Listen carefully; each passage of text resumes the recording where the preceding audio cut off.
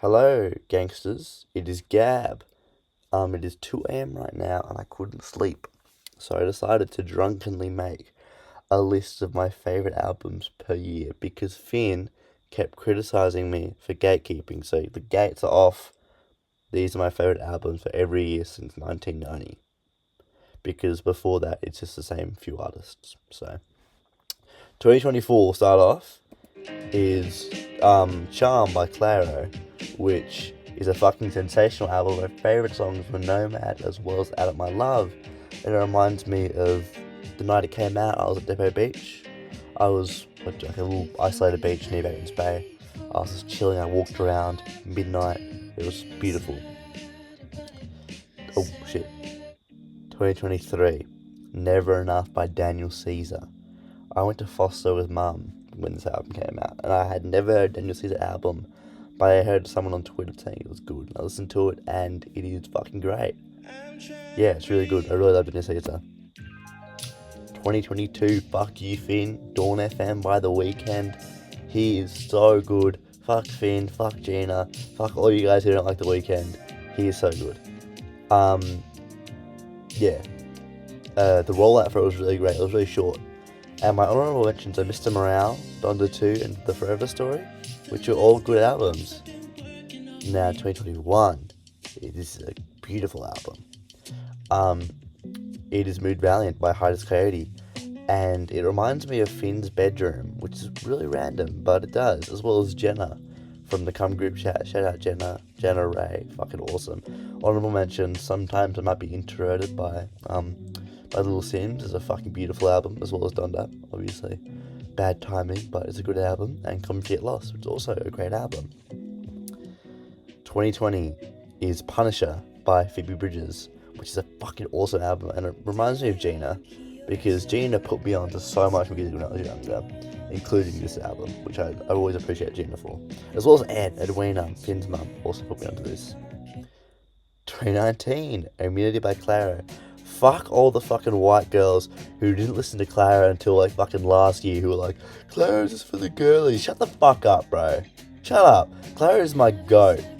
I listened to Clara when this album came out, when Gina put me onto this shit. So shout out Gina.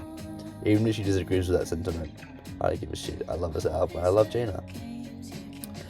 2018, Lush by Snail Mouth. Shout out Gussie. One day, me and Angus were driving home from Newcastle to Candos, and we just found this album and just talked about it, and like, it is a great fucking album.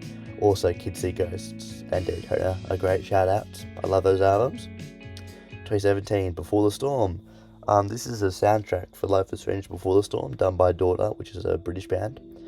I really, really adore this album. It's one of my favourite, not even ambient, it's like a mix of ambient, but also with lyrics, so some songs instrumental.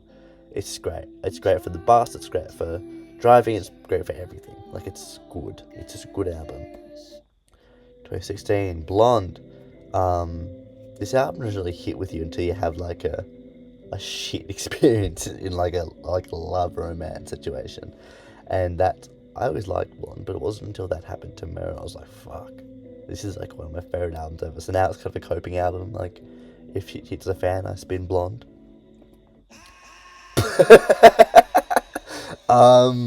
That's Kendrick.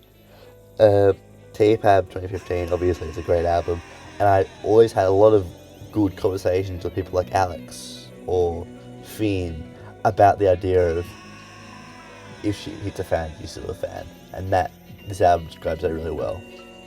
I love it. This album, Sales LP by Sales. This is a good album. Big Sis is such a cute song, and if you're an OG Gab Graham fan, you might know this was my wallpaper, my profile picture on Instagram for a long time. If You Leave by Daughter. This is also a beautiful album, and it reminds me of in 2020, I think, when Ruby and Elliot and Celine or Grayson came over. It was really fun, but I found out my dog died while I was there, and this song was playing. I started crying. I was like, Ruby, turn this song off because it's too sad. But yeah, it's a great album. 1999 by Joey Badass. I remember when I heard this album for the first time, It was right when I started ditching parties, like year 12. I was like, fuck this, I'd go on walks and listen to this album. And Penny Royal specifically, like, yeah, good album, good album. Stolen by Lottie Kester. Just covers. It's just covers. There are no original songs to that album. But I really adore it, and I regret not listening to it more in the last few years. Like, I loved it in 2021, but I haven't listened to it much in the last few years. But I found it through The Last of Us Part 2, so, fun fact. 2009, Lungs by Florence and the Machine. I saw Florence live a few years ago with her friends. She's great, and I used to listen to the song on my iPod. Rabbit Heart, that is. It's a great album. 2009 again, because I didn't do it in 2010, because that year was kind of mid for music. But, Man on the Moon 1 by Kid Cudi is a beautiful album. This album made me really like rap music. Before that, I'd never really liked it too much until this album. And Dark Fantasy as well got me into rap. So yeah, I'm very grateful for those albums. 2008, 808s and Heartbreak. At this point in my life, this is the only Kanye album I go back to, like, ever. And it is just because I have like a fucking trauma bond with this album. It means so much to me. When I had like mental health issues when I was younger, this album helped me thrive, and helped me get through it. So I will always love that album forever. 2007, The Reminder by Feist. Kanye liked Feist. Feist is great, and this album, yeah, it's been a consistent in my life for like so many years. Yeah, I really adore this album. Great songs. This fucking album. This is Donuts by Jay Dilla, which really is probably my favourite instrumental album of all time.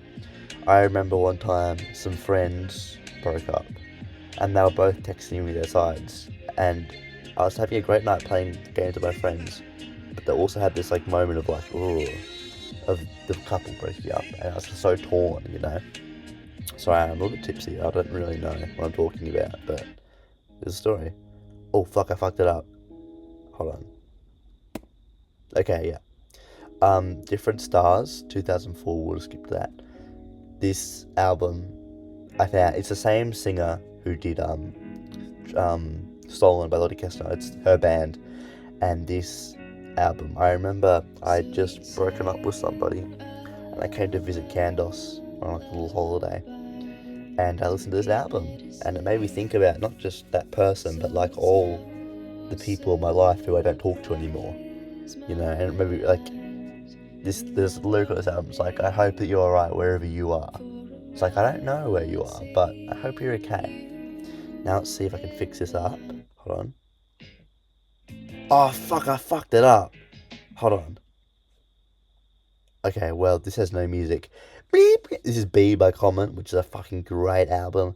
I don't know how much to say about this album. It's just good. Kanye producing before he started rapping. Like, just a really beautiful, soulful album. It's good. I love Common. I've completely fucked this up. Okay, this is Frank by Amy Winehouse. Yeah, I used to listen to this album all the time, and I used to hang out with Tilly. I still hang out with Tilly, she's my roommate. But like, me and Tilly used to talk about Amy Winehouse a lot, and this album reminds me of that. So it's a good album. Now back on track. Let Go by Avril Lavigne. Obviously, I was a bit too young for this album when it came out. I wasn't born, but this is just good. Like, good lady rock. Fucking love it. That sounded really tacky. Is This It by The Strokes? Great album. This reminds me of like when I first went to Newcastle. I was like getting used to all these new people I was meeting and all these new dynamics, all these friendships. And I had this album in my headphones a lot. It was really good. Really good to just, you know, figure shit out. I like the cover as well, both of the covers. This album is like one of my favourites. Story with Lebanese Blonde. I was listening to it once.